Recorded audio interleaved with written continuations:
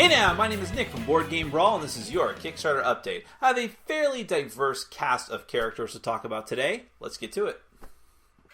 Formal Ferret Games is bringing you The Networks. This is a Euro-style game of you trying to run a network on TV. You have to fill your lineup with different goofily titled shows. Is goofily a word? And then you also have to fill them with those titles with stars and put ad time on the network. Trying to get income, but at the same time, most importantly, trying to get viewers. You can use special network card, special abilities, things like that. It has a very quirky art style that I dig quite a bit. So if any of those things appeal to you, and they should as a person who probably enjoys TV if you're watching a channel on YouTube, do check it out.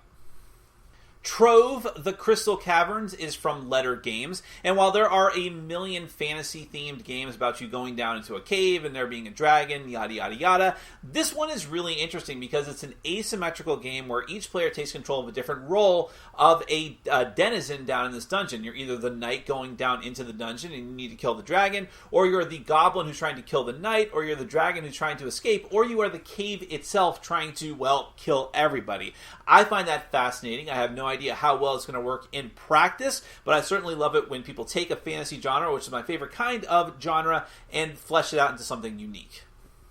Designer Tristan Hall is bringing you the Gloom of Killforth, which is another fantasy-themed game. This one looks much, much darker than Trove, however. You can play this game from 1 to 4 players. You take control of these fantasy warriors with very beautiful looking artwork, and you go on quests and try to get stronger. The Kickstarter page does not do a very good job of laying out what this game is about succinctly, and that might be why the campaign is struggling, but there is a lot of buzz around it. People who have delved into the details of what the mechanics of the game actually are. It seems very interesting, and there's always room for more adventure card games, in my opinion. Check it out. Winner for most clumsy title this week, Destiny Horizons Inc. is bringing you Renegades, the Destiny Aurora Chronicles. This is apparently based off of a series of science fiction books. You take control of a plucky crew of adventurers in this miniatures cooperative game. What I found interesting about this, aside from the very nice looking miniatures and artwork, was the fact that your characters do different things depending on whether they are down on the surface of a planet, actually engaging in missions, or whether or not they are taking control of the ship. So they have different ship and land stats, which I think is a pretty cool thing, even though it seems pretty simple as I say it out loud.